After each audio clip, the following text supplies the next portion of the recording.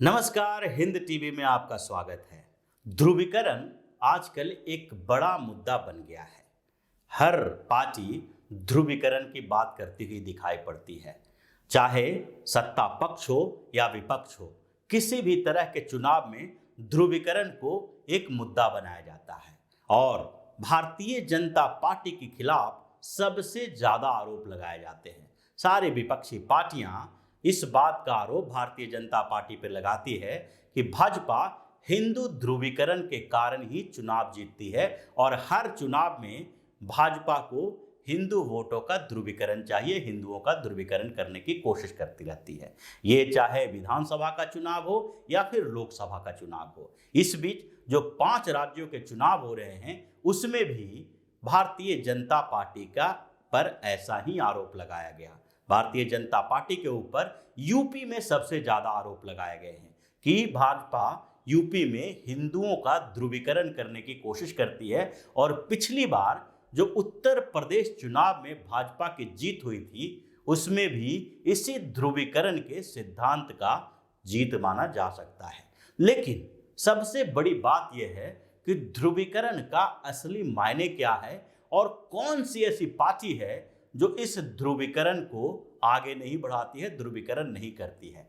लेकिन विपक्षी पार्टियां जिस तरीके से हिंदू ध्रुवीकरण की बात करती है उसमें यह दिखाई पड़ता है कि ध्रुवीकरण की बात करते हुए इन लोगों ने हमेशा से एक सिलेक्टिव परसेप्शन को आगे बढ़ाया है।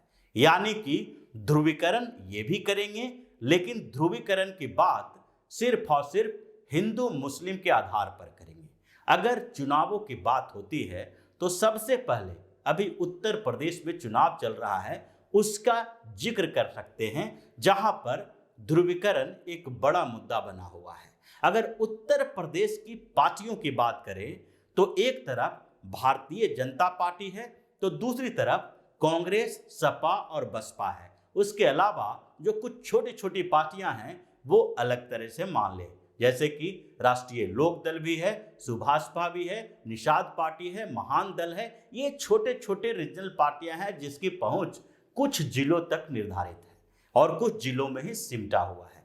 तो ऐसी स्थिति में हम सबसे पहले बात करें बसपा और सपा और कांग्रेस की। ये 3 पार्टियों के ध्रुवीकरण के भारतीय जनता पार्टी के ऊपर जो आरोप लगाते हैं उसमें हम इनका एंगल देखते हैं, क्योंकि इन 3 पार्टियों का आरोप इनके ऊपर भी उतना ही सटीक बैठता है जितना भारतीय जनता पार्टी के ऊपर।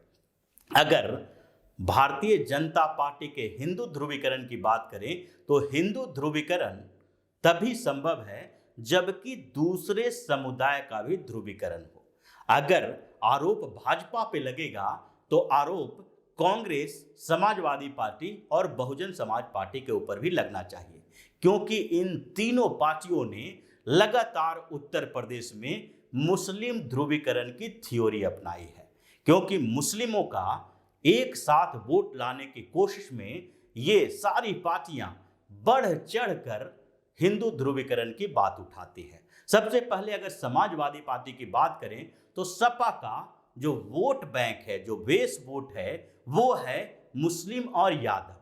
समाजवादी पार्टी ने लगातार कई चुनावों में मुस्लिम वोट को एक साथ लाने की कोशिश की है और यही से समाजवादी पार्टी की जीत हार में मुस्लिमों की बड़ी भूमिका मानी जाती है। मुस्लिम अगर कांग्रेस के साथ इतने बड़े तादाद में आते तो कांग्रेस को भी इतनी सीटें मिलती और बसपा के साथ आते तो बसपा को ही मिलती। और इसलिए इन तीनों पार्टियों ने मुस्लिम इलाकों में और सामान्यतः जहां मुस्लिमों का पॉपुलेशन इस स्तर का हो जहां पर वो जीत हार का फैसला कर सकते हैं, उन क्षेत्रों में ज्यादा से ज्यादा मुस्लिम कैंडिडेट देने की कोशिश की।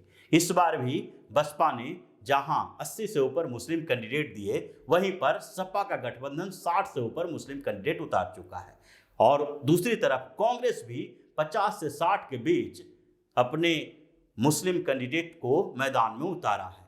इन तीनों की नजर मुस्लिम वोटों पर है। इसका मतलब ये कहीं न कहीं से चाहते हैं कि मुस्लिम वोटों का ध्रुवीकरण हो और हमें ही मिले। और जब भी वोटिंग पैटर्न देखते हैं तो ये लगता है कि हर बार के चुनाव में जहां भाजपा एक पक्ष होती है, वहां पर लगभग मुसलमानों का वोट उस पार्टी को जाता दिखाई पड़ता है जहां पर भारतीय जनता पार्टी को हराने वाली पार्टी होती है। ऐसी स्थिति में बिहार, उत्तर प्रदेश, पश्चिम बंगाल, दिल्ली, हर चुनावों में आप देखेंगे तो मुस्लिम ध्रुवीकरण दिखाई पड़ेगा। बिहार के चुनाव में भी भारतीय जनता पार्टी को खिलाफ जो पार्टी लड़ रही थी, राष्ट्रीय जनता दल, मुस्लिमों का वोट उसी के साथ गया। दिल्ली विधानसभा चुनाव में एक तरफ कांग्रेस भी चुनाव लड़ रही थी और दूसरी तरफ आम आदमी पार्टी भी चुनाव लड़ रही थी, लेकिन मुसलमानों का वोट भारतीय जनता पार्टी को हराने वाली आम आदमी पार्टी की तरफ गई। कुछ इसी तरह से अगर पश्चिम बंगाल के चुनाव में देखेंगे तो वहां पर भी ममता बनर्जी और भारतीय जनता पार्टी के बीच टक्कर थी और इस टक्कर में कम्युनिस्ट पार्टी और कांग्रेस को बिल्कुल दरकिनार कर दिया गया और फिर भाजपा और तृणमूल कांग्रेस के बीच के टक्कर में मुस्लिमों ने जमकर तृणमूल कांग्रेस की तरफ वोट किया और फिर भारतीय जनता पार्टी की हार हुई दिल्ली की तरह। यानी कि मुस्लिमों का एक टैक्टिकल वोटिंग है भारतीय जनता पार्टी के अगेंस्ट। अब इसको अगर ध्रुवीकरण से जोड़ के देखें तो हिंदू का ध्रुवीकरण हो या ना हो, लेकिन हिंदुस्तान के हर इलेक्शन में लगभग मुस्लिम वोट का ध्रुवीकरण भारतीय जनता पार्टी के खिलाफ होता रहा है। अब धर्म से अलग हट के नीचे की तरफ बढ़ते हैं, यानी ध्रुवीकरण की दूसरी थ्योरी जो सिर्फ धर्म के आधार पर नहीं, धर्म के भीतर भी मान सकते हैं। यानी अगर हिंदू धर्म की बात करेंगे तो उसमें जातीय आधार पर ध्रुवीकरण एक बड़ा मुद्दा रहा है, चाहे नॉर्थ इंडिया के स्टेट हो या फिर साउथ इंडिया के। हर जगह जाति राजनीति में एक अहम भूमिका में रही है और इसी जातीय ध्रुवीकरण के कारण कांग्रेस और भारतीय जनता पार्टी के अलावा ज्यादातर जो क्षेत्रीय पार्टियां हैं वो कहीं न कहीं किसी जाति विशेष की रही है। बिहार की बात करें तो नीतीश कुमार की जदयू जहां पर कुर्मियों की पार्टी मानी जाती है, वहीं राजद यादवों की पार्टी मानी जाती है। उसी तरह उत्तर प्रदेश में भी बहुजन समाज पार्टी जाटव यानी दलितों की पार्टी है, तो दूसरी तरफ समाजवादी पार्टी यादवों की पार्टी मानी जाती है। यानी कि कहीं न कहीं एक जाति विशेष में इनकी गहरी पैठ होती है, जिसके कारण ये उस जाति के मैक्सिमम वोट अपने साथ कर पाते हैं और इसलिए उनका टैग भी उस जाति के तरफ चला जाता है, उस जाति के नेतृत्व वाली पार्टी बन जाती है। तो अगर जातीय ध्रुवीकरण जिस तरीके से बढ़ रहा है उसमें हर पार्टी धर्म के अंदर की जातियों के अलग अलग व्यवस्थाओं के साथ ध्रुवीकृत करने की कोशिश कर रही है, लेकिन ध्रुवीकरण सिर्फ धार्मिक बताया जाता है और इस जातीय ध्रुवीकरण को तोड़ने का एक आधार धार्मिक ध्रुवीकरण हो सकता है, क्योंकि अगर उस आधार में आप नहीं घुसते हैं, उस जातीय ध्रुवीकरण को अपने साथ नहीं करते हैं, तो फिर राजनीति में बने रहना की प्रासंगिकता आपकी खत्म हो जाएगी, जैसा कि कांग्रेस के साथ हुआ। अगर भारतीय जनता पार्टी को सरवाइव करना है और कांग्रेस से अलग अपनी स्थिति बनाए रखनी है तो ध्रुवीकरण पर ध्यान देना पड़ेगा और यही स्थिति उत्तर प्रदेश के पिछले विधानसभा चुनाव के समय में भी हुई थी। भारतीय जनता पार्टी ने सिर्फ हिंदू ध्रुवीकरण का मुद्दा नहीं उठाया था और न ही कोशिश की थी, बल्कि कास्ट इक्वेशन को देखते हुए माइक्रो एनालिसिस किया था और उसमें जब ओबीसी की कुछ पार्टियों को देखा गया और दलित की पार्टियों को देखा गया तो उसके बाद भारतीय जनता पार्टी ने जो स्ट्रेटजी बनाई उसमें नन यादव ओबीसी और नन जाटव दलित की बात सामने आई, जिस स्ट्रेटजी के तहत भारतीय जनता पार्टी को सवर्ण के अलावा गैर यादव ओबीसी की जातियों मौर्य, कुशवाहा, कुश आदि जातियों का समर्थन मिला और दूसरी तरफ दलितों में भी जो जाटव के अलावा दलित, धोबी, पासी आदि थे उनका समर्थन भाजपा को मिला और इसी के आधार पर भाजपा ने पिछले विधानसभा चुनाव में बड़ी जीत दर्ज की।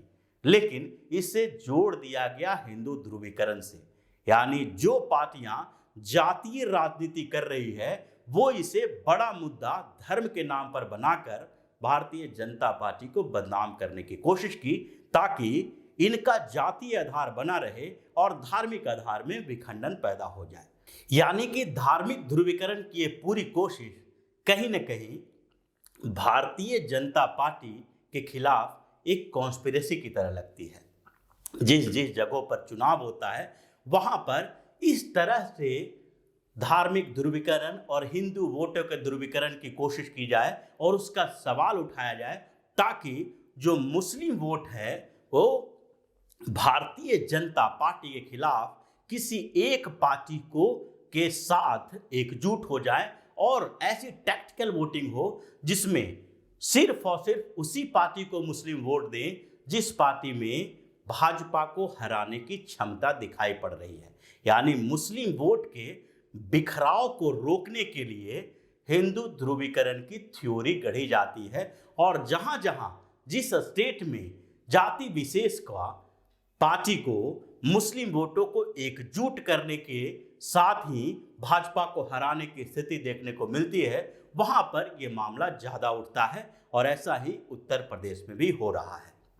तो इसी तरह की खबरों के साथ फिर से हाजिर होंगे, तब तक के लिए बने रहिए हमारे साथ और देते रहिए हमें सहयोग, ताकि इसी तरह की खबर हम आपके लिए लाते रहें।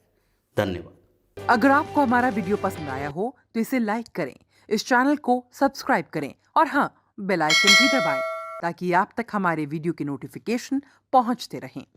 हमसे जुड़े रहने के लिए अपने सुझाव हमें कमेंट बॉक्स में देते रहें। हमें आपके सुझाव का इंतजार रहेगा। हमारे साथ जुड़ने के लिए धन्यवाद।